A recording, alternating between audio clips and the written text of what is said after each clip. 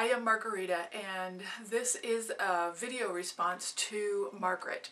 She was talking about using yarn to do the quilting on a quilt, and so she was explaining that and talking about how that adds some really nice texture to the quilt. And she went on from there, and I've often thought about it too, putting things like buttons or other trinkets, attaching them and using them as a way of securing the 3 layers or quilting the quilt. And from there, my thought process just went on and on and on. I thought, well, you know, I move around a lot, and I have some pieces like the stuff you see behind me here that I just don't feel comfortable without. So wherever I'm at, I do the same thing Margaret does. I put up a design wall.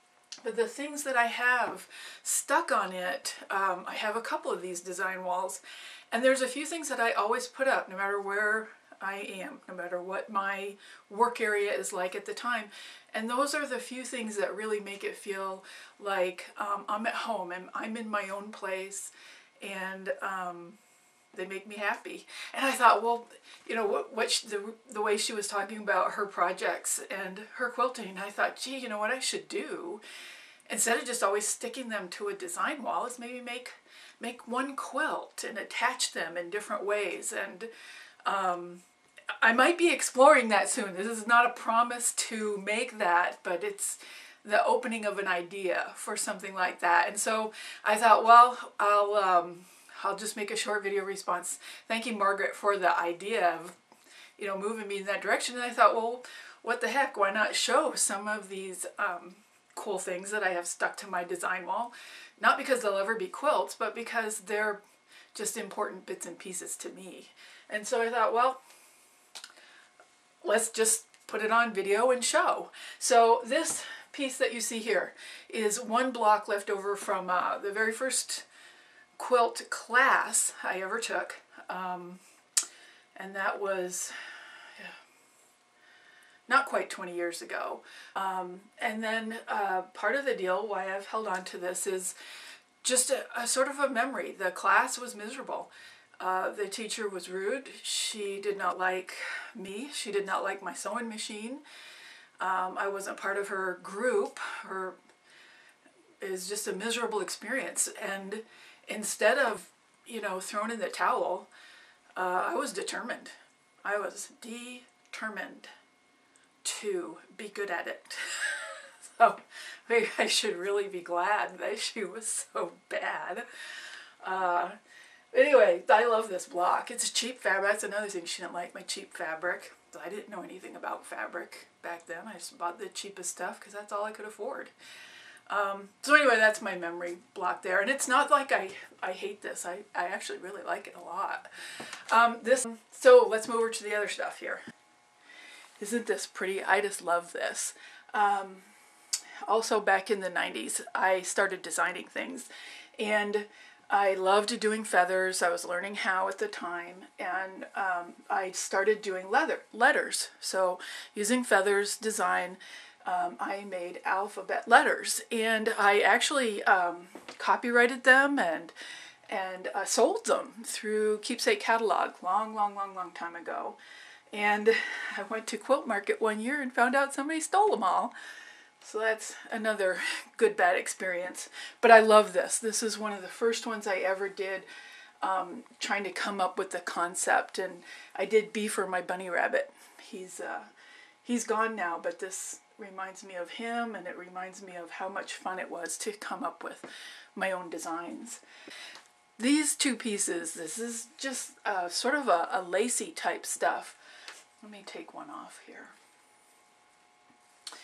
and show you just how light and filmy this is.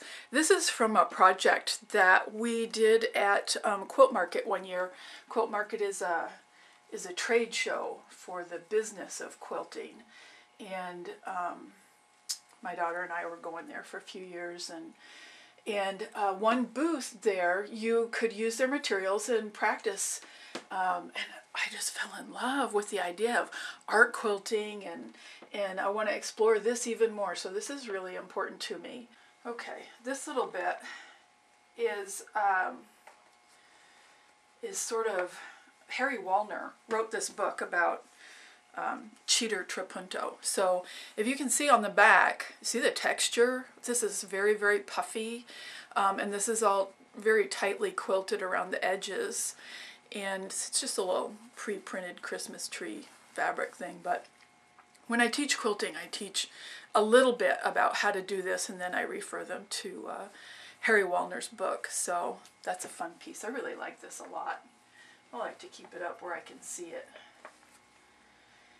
And one of the first years I ever went to Quilt Market was for my friend Trish Stewart. She is a quilt designer and a quilt book author and stuff like that. And one year she did this book about coloring with crayons. It's great. It's so much fun. I mean, crayons. But I told her, well, Trish, get your logo, you know, as a rubber stamp, and we'll rubber stamp it on these little bits of fabric, and then we'll let people color in the booth. And it was a wild success. So this is one that I kept, and I think actually Trish colored this one. Yeah, she likes shading and stuff like that. I liked sort of a Monet type look myself, so I probably have one of my own around somewhere. But I came across this not long ago, and so I put that up on my wall. It's a friend of mine's grandchildren, my badge from Quilt Market. Some emails that my granddaughter sent me. She's just a baby. And my daughter let her sit at the keyboard and bang away at it. And then they emailed it to me because she knows I'm an emailaholic. Here's another one of my feathered letters. This type is the letter M, and see how the side lighting helps you see that. If it's straight on, you can't even see, but the side lighting helps show it a little bit better. That might show it too. So there you go. So some fun things. Now that's only one of them. Remember I said I have more than one of these design wall memento areas.